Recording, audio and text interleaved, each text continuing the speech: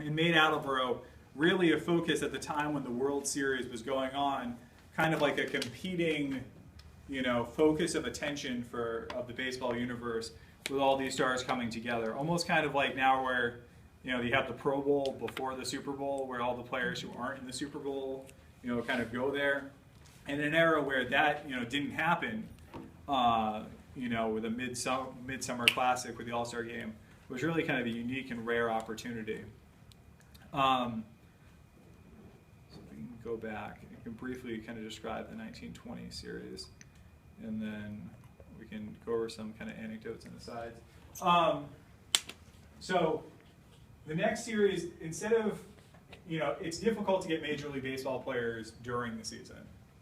And now that they weren't relying on semi-professional players, they kind of pushed back the start of the series. So it was no longer September 6th, but October 2nd that the 1920 series started. And they brought in a number of great players. This is the year that Attleboro brought in, for Game 3 alone, Rogers Hornsby, Sam Rice, George Sisler, Grover Cleveland Alexander. A lot of these as great baseball players from the era and from any era into their games, and were able to kind of pull back from behind, almost did a reverse of North Attleboro to win games 2 and 3 to put that series together.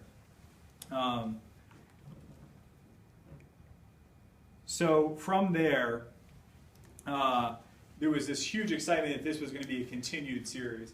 One of the things that happened in 1920, however, though, is that with both towns having so much money to give to attract players and talent to come here, it kind of got difficult where both teams were offering money to the same players. There were allegations of wiretapping from both communities, trying to figure out who they were calling.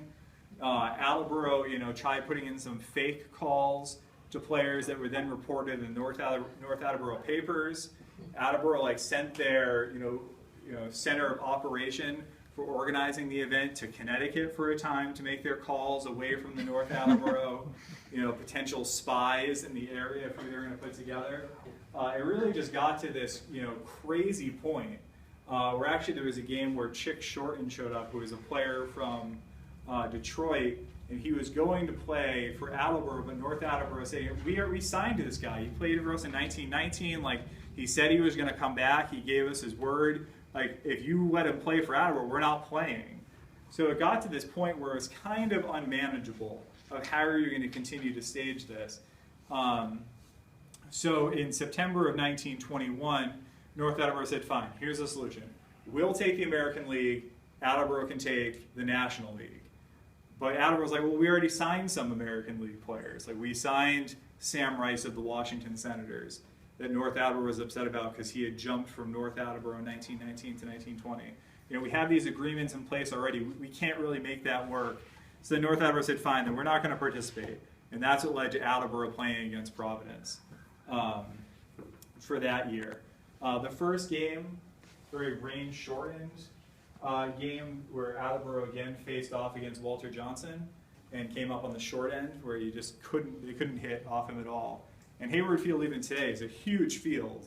Again, I wasn't a great baseball player, but even for good baseball players, it's going to be difficult to hit a ball out of there. There are a number of inside the park home runs. In fact, Walter Johnson actually hit an inside the park home run there as a pitcher and kind of outscored Attleboro all by himself. It lucked out for Attleboro again that Walter Johnson was only available for one game of that series. So they brought in Irvin Shocker, who I referenced earlier, a pitcher at the time for the St. Louis Browns, which were kind of like the, not very appreciated, professional baseball team in St. Louis, while the Cardinals were being the superstars. They eventually became the Baltimore Orioles as a franchise. And he helped Attleboro fight to a kind of come from behind victories in the last 2 games in 1921. And in 1922, there was no series at all because Attleboro and North Attleboro are still kind of squabbling over players. They're still at the same impasse. And it wasn't until 1923 they decided, like, all right, let's put that aside. We'll agree to North Attleboro rules. Attleboro will take the National League. North Attleboro will take the American League, and we'll figure it out. But at that point, it had been almost 3 years since the last time they had played against each other, and there wasn't quite the same amount of enthusiasm The other thing that kind of spelled an end to the Attleboro Little World Series is that after the 1919 Black Sox scandal, that's when Major League Baseball instituted the commissioner's office with Kennesaw Mountain Landis that really tried to put rules and structure that governed player actions and freedoms in a lot of ways to what they were going to do with their labor, especially once the season ended. And that kind of put some real restrictions on players' ability to travel after the season to play in baseball games and team control over them.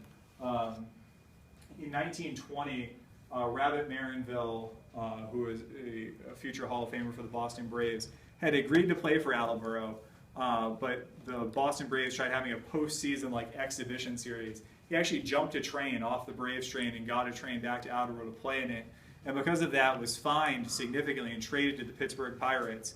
So you have a future Hall of Fame player that, because of his kind of insubordination for playing in Attleboro, was traded from one franchise to another during this time, and other players were fined significantly. It really kind of brought an end to this kind of barnstorming era where players kind of scraped together however much money they could and kind of spelled the doom for the Little World Series. I'll be happy to answer specific questions as you're kind of interested, but I have a few interesting kind of notes and asides before we go into this. So this guy's a real character.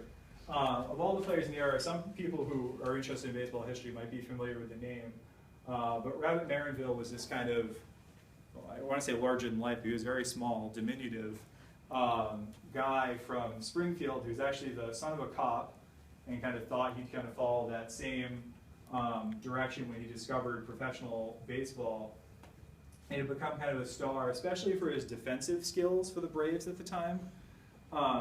So he, in 1920, had his first game for Attleboro was really bad. He made some errors, didn't play his normal way. And despite being fined by the Braves for participating in the game, he refused to accept any money from the Attleboro promoters, or at least that was what was reported in the Attleboro Sun, because he said he didn't play well enough, kind of show that kind of character that he had, that he wouldn't accept it. So that was despite the fact that he was fined $500 at the time for leaving the team rather than for leaving the Braves to participate in Attleboro. But he became this beloved figure within the Attleboro community. So shortly after that, the next game, a North Attleboro fan began heckling him for his poor performance the previous week and the fine imposed by him, yelling, "You're done in the big leagues, Rabbit. Where will you get a job now?" And he replied, "Oh, I've got a job, all right, don't worry." And then he said, "What is he going to do?" He said, "Well, I'm going to be a cop in Attleboro and Bill Sart is mayor." So we were this close to having a future Hall of Fame baseball player in the Attleboro Police Department, which would have been kind of an interesting story. We have a great police department as it is, but it certainly would have helped a police versus fire baseball game that year, I guess. Another kind of curious incident. So at this time, baseball players are traveling by train far distances. I know it's a hassle for us to jump on a plane today, but think about hours or day-long travel or taking a train at that era from Boston to St. Louis or Chicago. It would have been a kind of unpleasant experience, and getting ready and kind of going between games. Grover Cleveland Alexander forgot to bring his jersey to show up so he arrived on the train in Boston. He was greeted by a bunch of Boston Braves players. It's like, I didn't bring a jersey. How am I going to pitch in tomorrow's game? So they actually gave him a Boston Braves jersey. He wore it inside out for the game that he played for Attleboro. So, a great pitcher. That's his one time almost as a Brave. He's kind of one of the tragic players, thinking about kind of the role of World War I on this era. At least the way he was described in the press before World War I, he was, clean, never touched alcohol, choir boy, fresh from, the country. And when he came back, widely reported the rest of his life was just kind of a raging alcoholic. He was on the front lines in World War I, and described that he had seen some truly horrific things. So you think about kind of how post-traumatic stress disorder was or was not treated at that era, and how it impacted his life. Um, After he was inducted into the Hall of Fame, he was kind of like penniless and broke. And some of his former teammates and managers put together a fake Hall of Fame pension to give to, so he thought he had earned this money, to kind of give him some spending money while still allowing him to have his dignity. And he died a few years later as a result of his alcoholism. So kind of the cost of war at this era. With some of these players, I think we often think about, Ted Williams having served in World War II in Korea, or some of those guys. In World War I, a lot of these guys were right at the front, which is kind of different than most major league experiences during World War II. Although certainly not all. A lot of major league players were right there at the front, but a lot didn't see as much combat as the guys from World War I.